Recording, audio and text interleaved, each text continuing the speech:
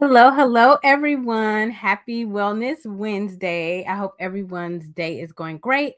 I'm Mia James, your financial wellness coach, and welcome to our book discussion on my book, Think, Learn, and Feel Rich. Here it is.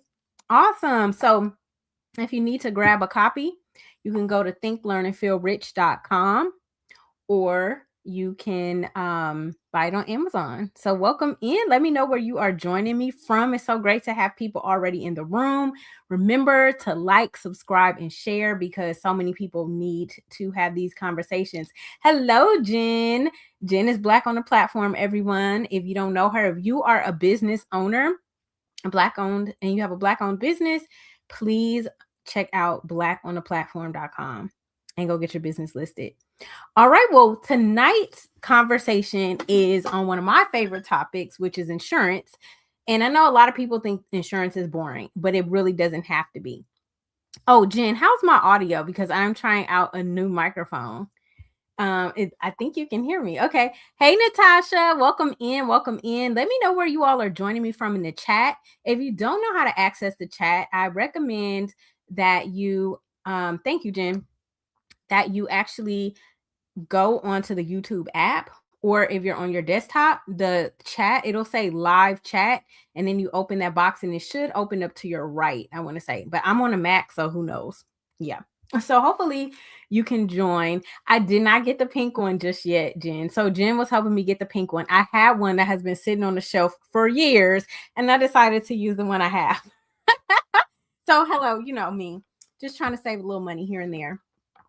Hey LB, who is LB? Hey Junior, because your YouTube name says LB. So is that you, Lisa? Okay, let me know who you are, your name, because some of your names don't show up on YouTube.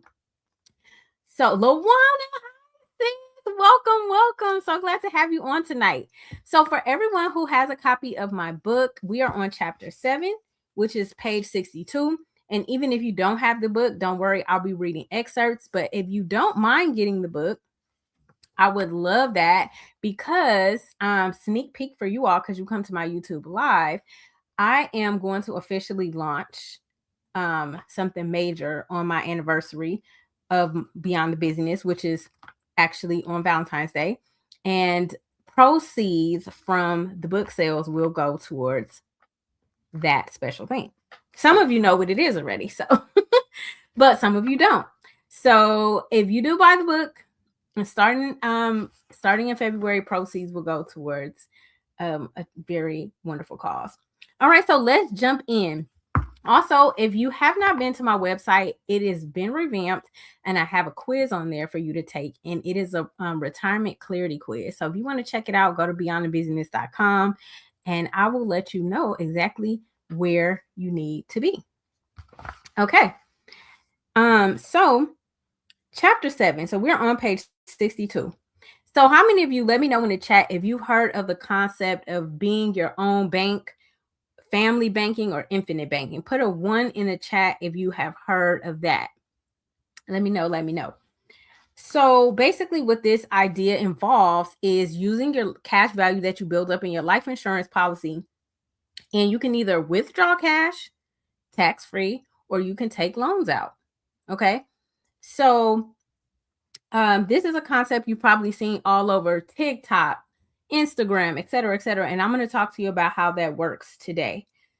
And the other thing, that one thing that you want to know about these policies is that they have to be properly funded. If you get the absolute cheapest policy, you are not going to be happy with the results. I'm going to tell you that right now.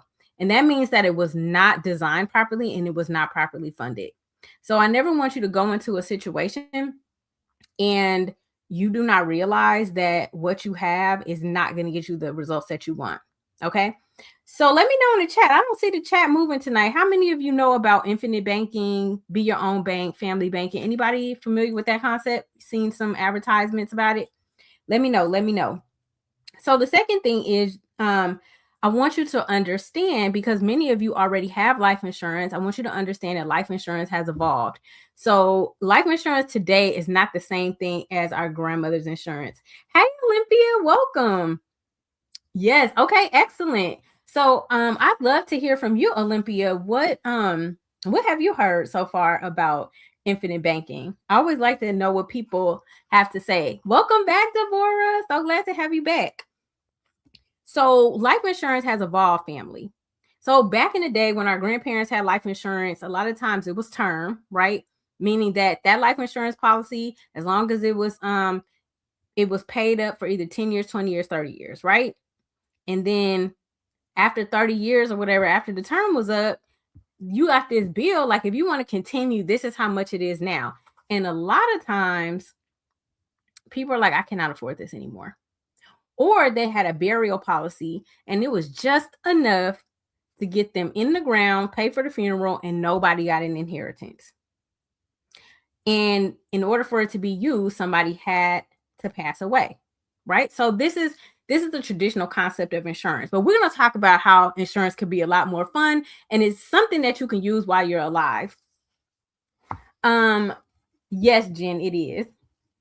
And so if you are not here live, I'll be answering people's questions in the chat.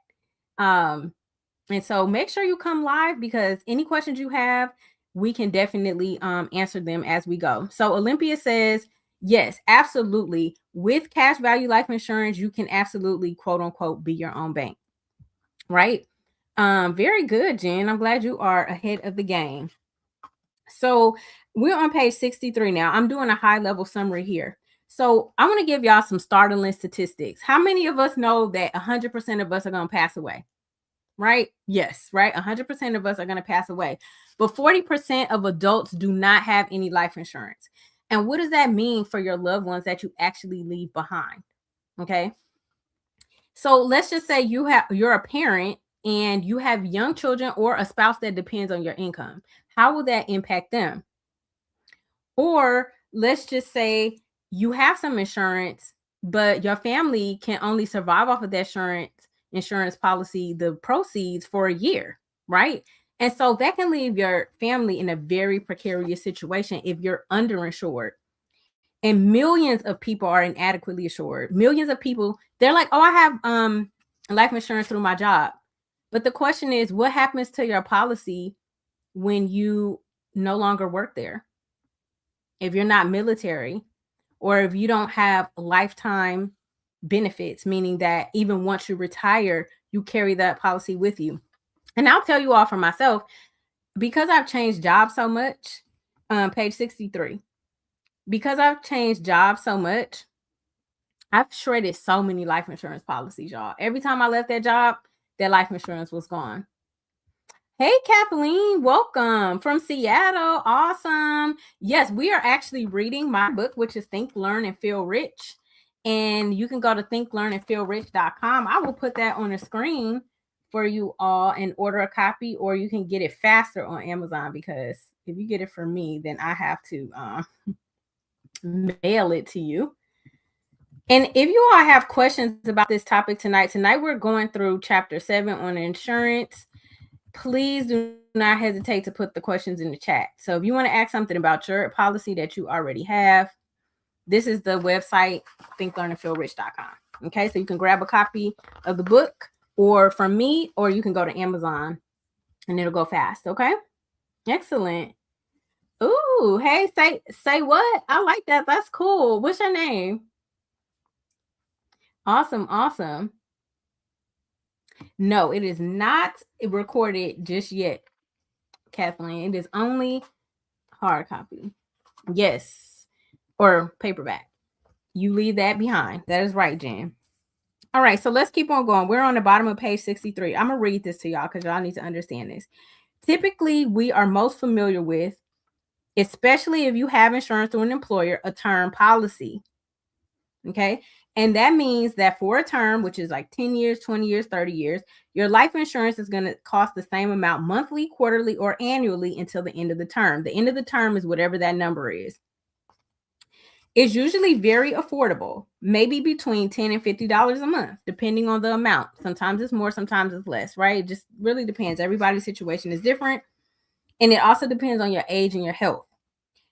You probably have a lot of coverage if you have term because again, it's more affordable. But the thing is, no one knows when they're going to pass away.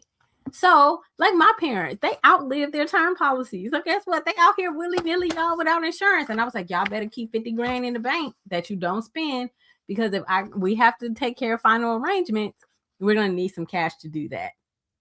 And a lot of people are like, well, I'll just save and eventually I'll get to, the 20 grand that it costs. For the average cost of a funeral is 20 grand. And I'm like, well, what if you don't live long enough to save that 20 grand?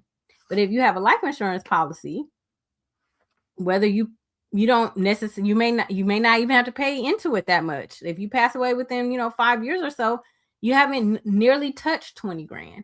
So nothing is guaranteed unless you have a contract in place. Hey, Faith, welcome.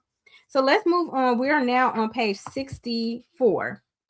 If you don't pass away within the time frame, which is the time frame of the term, then your beneficiaries get nothing.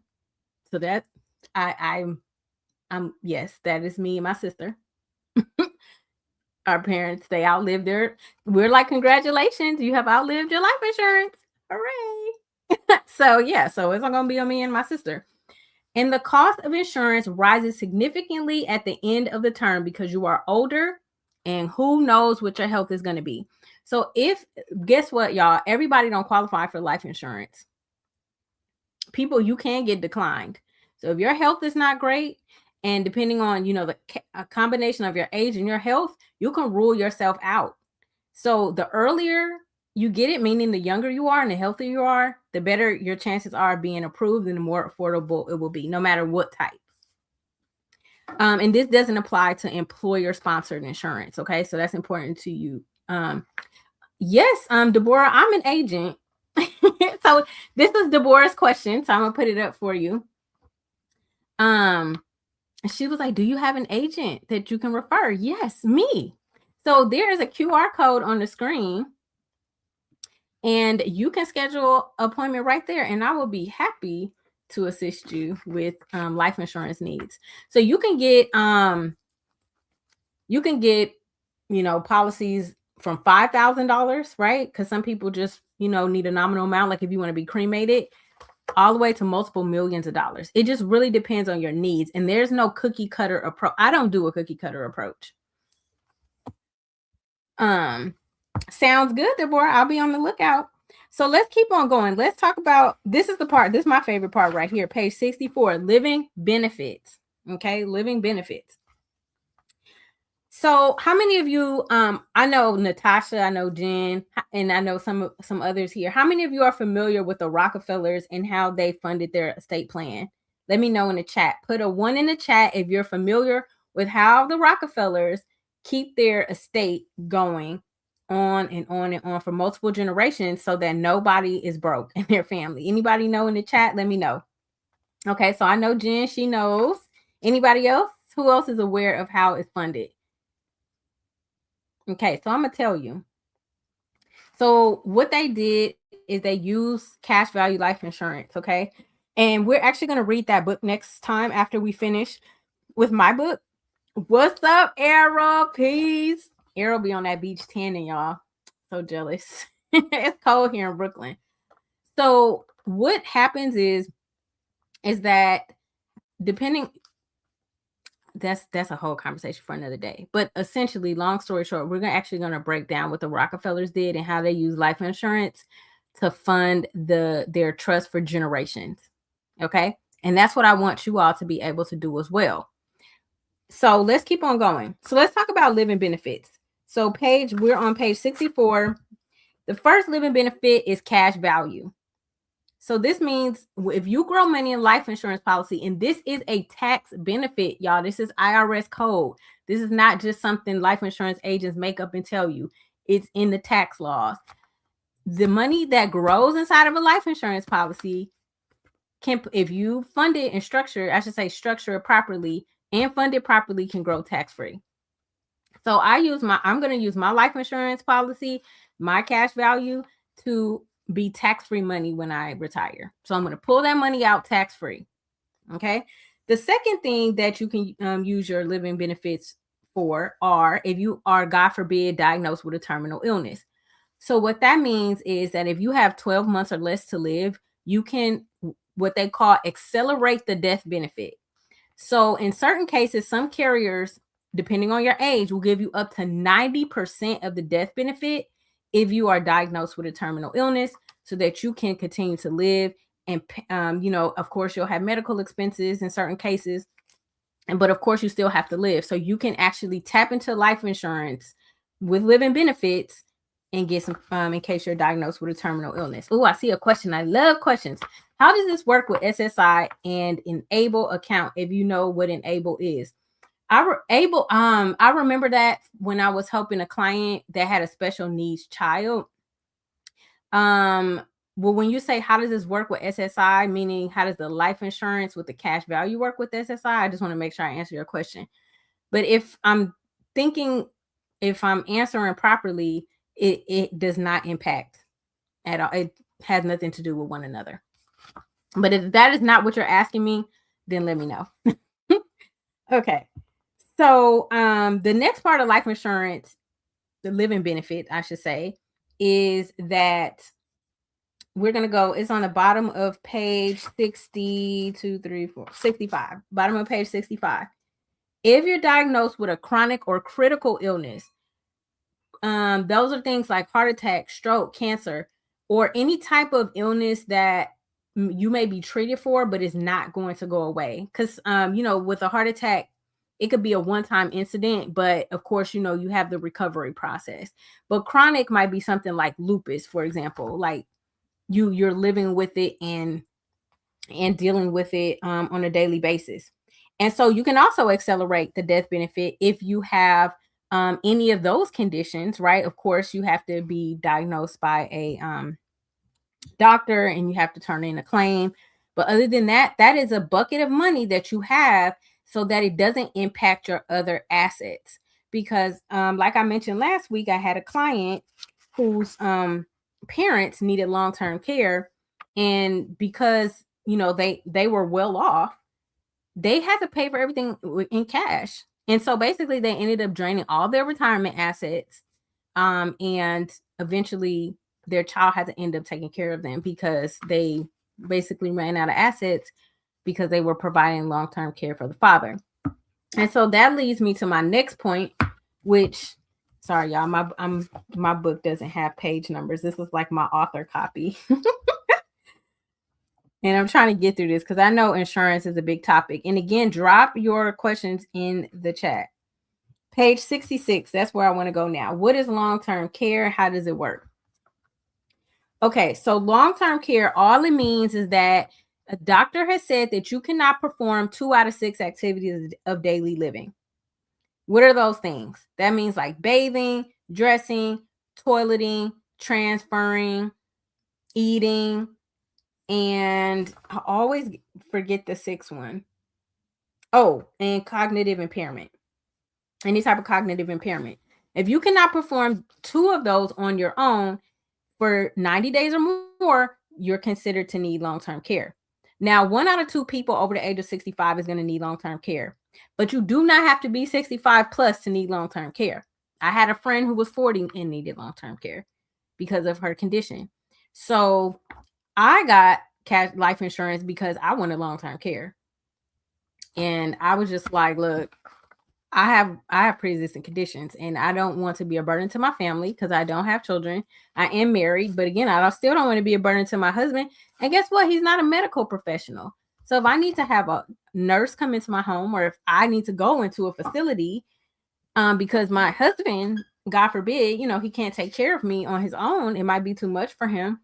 I want to make sure that I have something in place to take care of that. That makes sense? So the $2,000 limit, you mean on assets, Kathleen? I think you're talking about assets. So in essence, the cash value, if you're talking about a $2,000 limit on assets, then you would have to limit the amount of cash value in your life insurance. But you can have life insurance that doesn't have cash value or grows the cash value very slowly so that you can avoid that asset limitation. So there's options for that for sure. So thank you for asking these great questions. Kathleen coming with the hard questions today, y'all. She's making me reach back into the archives. So I remember I did help a client with this in the past. So yes, thank you, Kathleen, for bringing that back to my memory. Okay, so now let's go to the next page. So we talked about long-term care, and anyone in the chat had to help a parent with long-term care. So great question, Jen. This is a great question. Did I get a medical directive? Yes, it came with my estate plan. So if you don't have an estate plan and you need one, I work directly with an estate planning firm. And the package that you get, it includes a will, a medical directive, a power of attorney, of course, the living trust, right? And a HIPAA agreement. And then if you have children, minor children, it'll include guardianship papers. So yes, I have a medical directive in my estate plan, and it's from the attorney, but my doctor signed it. So everybody is involved. Okay. So great question. Great question. Keep the questions coming, y'all. This is what I like. I like to see the interaction in the chat. Okay. Let's keep going. So we're on the next page. It says, how can you ensure that if this happens, it doesn't become a financial burden on your family? So let's take an example. And let's say you have $100,000 life insurance policy. And depending on what company you go with, your long-term care, this is not a standalone long-term care. You can have a policy that just long-term care, or you can have a life insurance policy with a long-term care rider. That way you have other benefits like, the cash value. And guess what? If you don't use the long-term care, then your death benefit stays high, your cash value stays high. So there's strategies for that. So here's how it works. So let's say you have a 2% benefit on a $100,000 policy. What that means is that your long-term care benefit is $2,000 a month. So it's $100,000, which is the death benefit, times 2%, which is $2,000. If you have a $500,000 policy, $500,000 times 2%, then you have access to $10,000 a month for long-term care. Okay. And of course you have to be approved because it is based on your health. Now, everything I just went over, cash value, terminal illness, critical illness, long-term care, can all be under one policy. Believe it or not, of course, pending approval. So you no longer just have to have policies that are simply basically used when someone passes away. Okay, so I just want to make sure you know that these things are out here and they exist, and to make sure that you have them, because you might have gotten policies a long time ago and these riders were not an option. Riders are like add-ons, right? So let's keep going. So I already told you all that not everyone qualifies for life insurance. Okay, so we have to know, but there are other insurance type products where if you want to have access to long-term care and you have a lump sum, you can still actually get long-term care. So there's definitely options out there for you. So if you've ever wondered how much life insurance you actually need, in the book, I put together just a quick calculation chart that I use with my clients who are just like, I don't have a clue in the world how much life insurance that I need. So if you go to page 68, this is where I go over the DIME method. Okay. So let me break that down to you. D, right? And I'm sorry for those of you who are visual learners. If this was Zoom, it'd be easier. But let me see. Can I do like a whiteboard type of thing? No, that's a layout. Let me see. Oh, okay. No, I don't know what that is. Okay. We're not going to do that. Okay. We're not going to mess around with that. Oh, wonderful, Kathleen. That is awesome. I love my Tasha. Thank you for sharing that, Deborah. So Deborah said her mom had an attendant and somebody had to pay that attendant. It wasn't free. Yes, we are Tasha fans over here. So let's talk about the DIME method. Let's break it down. People are dropping off, y'all. I think that some people get real bored with insurance, but it's important for us to know this, because if you're paying for something, you want to make sure you understand what you have and if it's doing what you're paying for it to do. Okay, this is This is like, I got this from Errol. I love Errol so much. He just, oh my gosh, I just love how he thinks. So look, we want to send these people to work for us, and we want to make sure that we're getting the benefits. Okay. So what is dime method? So this is how you calculate. So if you already have the book, go ahead and turn to page 68, or you can write this down on a piece of paper, because you might have insurance and you might be underinsured, or you may not have any at all and you're thinking about getting it. Definitely scan the QR code. I'm happy to assist you with getting or exploring life insurance options, because there's not only one option, right? There's term, there's final expense, IULs, VULs, there's all, everything, right? Thank you, Olympia. Yes, it's very important. So D, let's talk about with D. So we only have 4 minutes. All right, let me be expeditious. Insurance is a big topic, y'all. So again, schedule time with me and I'll break it down based on what you need. So D, it stands for debt. So especially if you have anybody dependent on your income, young children, spouses, partners, anybody, any outstanding debt, and this is typically probably like student loans, because credit card debt and stuff like that, you're not really gonna have to worry about. Or if there's debt that's in both of y'all's name, then you want to include that in your calculation. But also death expenses. I didn't put that here. Oh, it's in the sentence, but death expenses, whether you want to be funeralized or cremated. So right now, the average cost of a funeral is about $20K, depends on where you live in the US, but just write that down.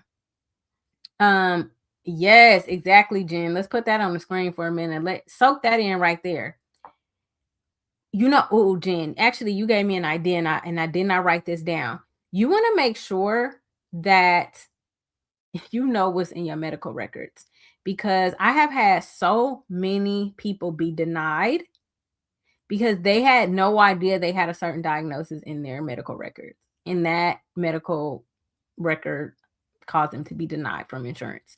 So it is so important that you understand what is in your medical records. But I've helped clients get stuff taken off their records too. All you have to do is get a doctor to sign off on it. So definitely make sure you do that. So thank you for reminding me about that, Jen, because I really want people to understand how important their medical records are in this process. Uh-oh, what happened? Okay, so we're gonna, oh dear, I'm messing things up. There we go.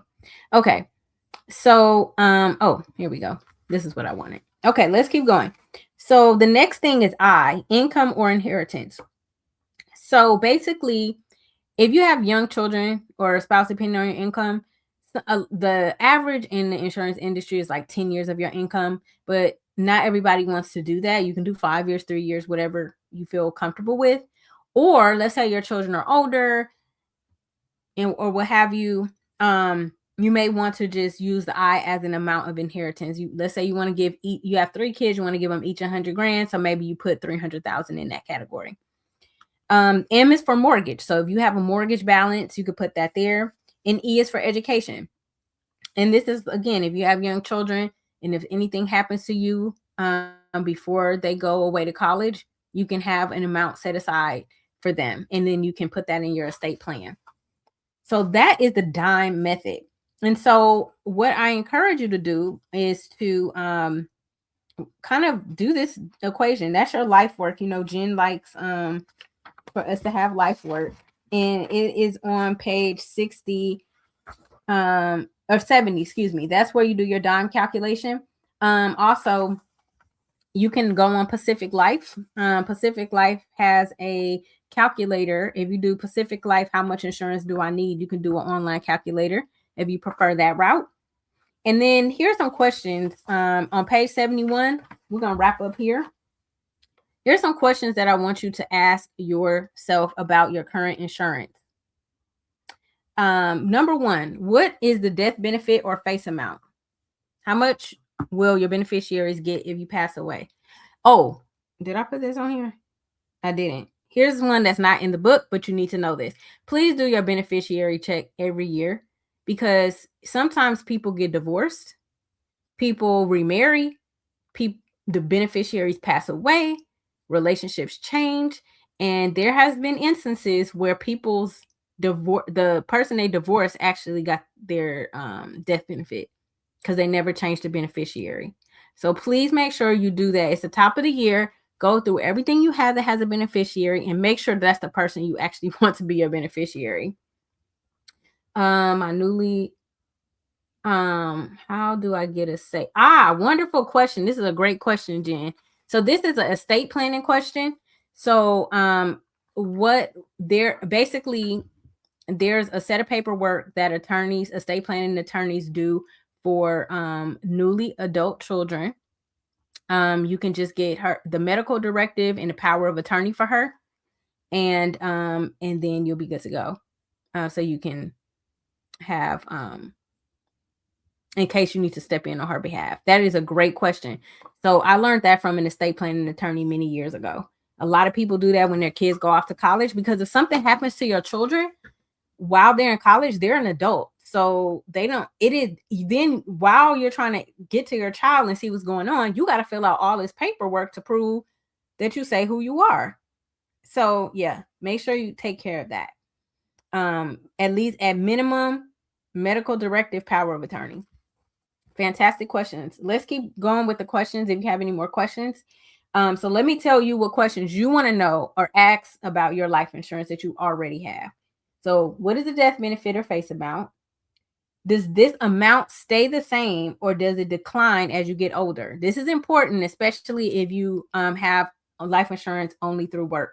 And I highly recommend having life insurance outside of work, because if you, like me, changing jobs all the time, I just work for myself now. And I thank God that I have my own life insurance policy outside of work, because now I just have it and I don't have to worry about doing it over. The other question you want to ask is it a term policy or is it permanent? Okay. A lot of people don't realize that, oh my gosh, one, my death benefit is declining as I get older. And two, I thought my policy was building cash, and it's building cash, but it's building so slowly. Not the design you thought you had. The next question, is that amount enough to cover funeral costs, your family's need to maintain their lifestyle while your kids are still dependent? And in our country, dependent is age 26. So go with that. Okay. And then paying off debt if you were to pass away prematurely. Next question. If you change jobs, are laid off, are fired, or retire, will you still be insured? So one of my mentors, he actually had the same job for like 25, 30 years. He retired, got into the insurance profession, and he was in his 50s or 60s. And of course, he left that job, no longer insured. And he was like, I cannot afford the same amount of coverage I had through my job now that I'm 55 plus years old. So guess what? He was like, I had to start over with a smaller policy that's not sufficient. So just FYI, something to think about. And then last question before we wrap up, at any point does the premium increase? Some people, it's just like those balloon mortgages. People get they're like, what? I did not know that my premium was going to go up next year or the year after, or after 10 years, or after 20 years. And another question I'm going to give y'all bonus that's not in the book. In certain instances, you can ask if there's a return of premium feature. Return of premium feature, which means, let's just say you don't want the policy anymore. Can you get your money back? Okay, so you all have made it through an insurance discussion without visuals. That is so bad on me. Bad girl. I am so sorry. But I hope that this was helpful. The book is supposed to be the visual, okay? But if you have questions, please scan the QR code. Let's get on the Zoom call. If you would like to have reminders about these sessions, you can text I'm in to 855-718-2018. Please subscribe, like, share. Thank you. So many people came tonight. I'm so glad. And please do not hesitate to reach out with questions, because I want us to be informed and educated, not surprised at 80 years old about, dang, I should have listened to me. No, we don't need that. Okay, I see one more question. Thank you, Jen. Is the pool of people eligible for ABLE account in 2026? The pool of people. There is a video that tries to explain it, but she didn't mention the help for disabled child. I already knew about it. I checked years ago. Okay, awesome. Yes. That is a whole nother level, Kathleen. There's a lot of benefits for disabled children, which so I'm very glad that you are aware of those. I mean, I learned so much when I was helping that client. So I'm so glad that you are aware and continue to maximize those resources. So thank you. So thank you all for coming tonight. Next week, what are we talking about next week? Let me see. Next week, we are talking about it's all about the benefits, baby. So we're talking about benefits. So if you and then after that we talk about retirement and we wrap up with estate planning. So 3 more weeks and we're done. But please again like, subscribe, share, and also book a call on the link. Or if you go to my website, which is beyondthebusyness.com, you can take my quiz, retirement clarity quiz, and you are able to kind of see, you know, what you can do to get started. Here it is. Let's see. Show. Boom. All right, y'all. Thanks for coming. Love you all. Appreciate your attention and time. I hope this was helpful to you. Let me know. And I look forward to seeing you all next week. Good night.